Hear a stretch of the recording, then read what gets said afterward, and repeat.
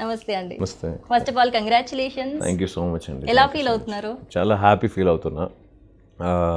Obviously గెలిచినోడికి ఇంకెలా feel ఉంటుంది. And గెలిచినోడి కన్నా గెలిపించే వాళ్ళు నాకు ఇంతమంది ఉన్నారన్నప్పుడు దానికన్నా ఎక్కువ 10 రెట్లు హ్యాపీనెస్ ఉంది నాలో. సో చాలా అద్భుతంగా ఫీల్ అవుతున్నా. ఒకసారి మీ హ్యాండ్ లిఫ్ట్ చేసిన తర్వాత ఒక లుక్ వచ్చింది మీ ఫేస్లో, ఒక కాన్ఫిడెన్స్. అది ఫస్ట్ నుంచి ఉండేనా మీకు నిజంగానే టైటిల్ విన్ అవుతాను అనే కాన్ఫిడెన్స్ లేకుండే.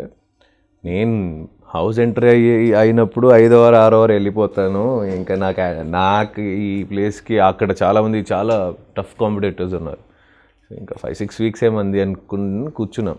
దాని తర్వాత నేను నామినేషన్స్ ఉన్నప్పుడు ఓట్స్ వల్ల సేవ్ అవ్వడం ఇవన్నీ చూసిన తర్వాత నాకు ఒక కాన్ఫిడెన్స్ వచ్చింది. అంటే యూఆర్ డూయింగ్ గుడ్, ఏం కాదు మేము ఉన్నాం మీకోసం అన్నట్టు జనాలు నాకు చెప్తున్నారు అన్నట్టు ఒక ఫీల్ పెంచుతూ వచ్చింది నాలో.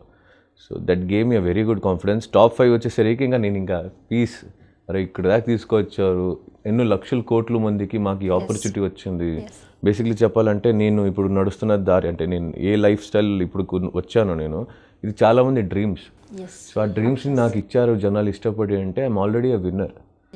సో ఇంకా టాప్ 5లో వచ్చాయి, 5లో పోయినా పర్లేదు, 4లో పోయినా పర్లేదు, హ్యాపీ నేను అన్నట్టు ఫిక్స్ అయిపోయి ఇంకా నవ్వుతున్నా. బేసిక్లీ టాప్ 2లో స్టేజ్లో చేయి పట్టుకుని ఇంకా డిసిజన్ చెప్పాలన్నప్పుడు ఐ వాజ్ లాఫింగ్, నవ్వుతున్నా అక్కడ నేను.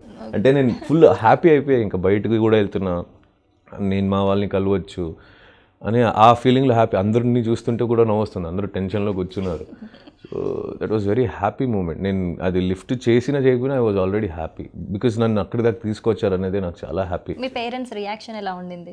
They were emotional actually. అంటే బయటకు వచ్చిన తర్వాత అమ్మ, నాన్న, మా తమ్ముడు, మా ఫ్రెండ్స్ వీళ్ళందరూ చెప్పడం జరిగింది. వెన్ ఐ సా ఇట్, నేను కళ్ళారా చూసినప్పుడు నా కోసం అంతలా ఫైట్ చేసి జనాలు సపోర్ట్ చేశారంటే ఇంక దానికన్నా ఇంకేం కావాలి పోయి లైఫ్లో. యాజ్ అన్ యాక్టర్ మాకు కావాల్సింది జనరల్ గుర్తింపు, నాకు దానికన్నా ఎక్కువ దొరికింది లైఫ్లో. So I'm already blessed and I'm already a winner నా లైఫ్లో. అని చాలా హ్యాపీగా ఉంది. సూపర్ అసలు. సో బిగ్ బాస్కి ముందు, బిగ్ బాస్ తర్వాత లైఫ్ ఎలా ఉంది? ఏం డిఫరెన్సెస్ కనిపిస్తున్నాయి మీకు? బిగ్ బాస్కి ముందు, బిగ్ బాస్కి నాలో డిఫరెన్సెస్ అంటే ఐఎమ్ మోర్ కాన్ఫిడెంట్ నా, ఎమోషనలీ స్టేబుల్ అయ్యి. యాక్చువల్లీ ఎమోషనల్ పర్సనలే, బట్ అది ఎలా కంట్రోల్ చేసుకోవాలనేది నేర్చుకున్నాను ఈ ప్రాసెస్లో. అండ్ లైఫ్లో చిన్నది ఎంత వాల్యుయబుల్ అనేది నేర్చుకున్నా. ఒకరు వాళ్ళ కోసం కాకుండా మీకోసం ఎవరైనా చేస్తే అది ఎంతవరకు ఇంపార్టెంట్, హౌ అంటే సెల్ఫిష్ కాకుండా మీకోసం ఎవరైనా ఇస్తున్నారంటే అంత వాల్యూ, దాని వాల్యూ ఏంటి అనేది అవన్నీ చాలా నేర్చుకున్నా. Time sense, time value, food value, emotions, మనం ఎవరికైనా మాట్లాడుతున్నప్పుడు మాట్లాడేటైతే ఆ వాల్యూ నేను విన్నా కదా హౌస్లో. నేను చెప్పడం జరిగింది, కొంతమంది నాకు ఎవరో చెప్పడం జరిగింది. నేను హర్ట్ అయినప్పుడు నేను చెప్పినప్పుడు కూడా వాళ్ళు హర్ట్ అవుతారు కదా.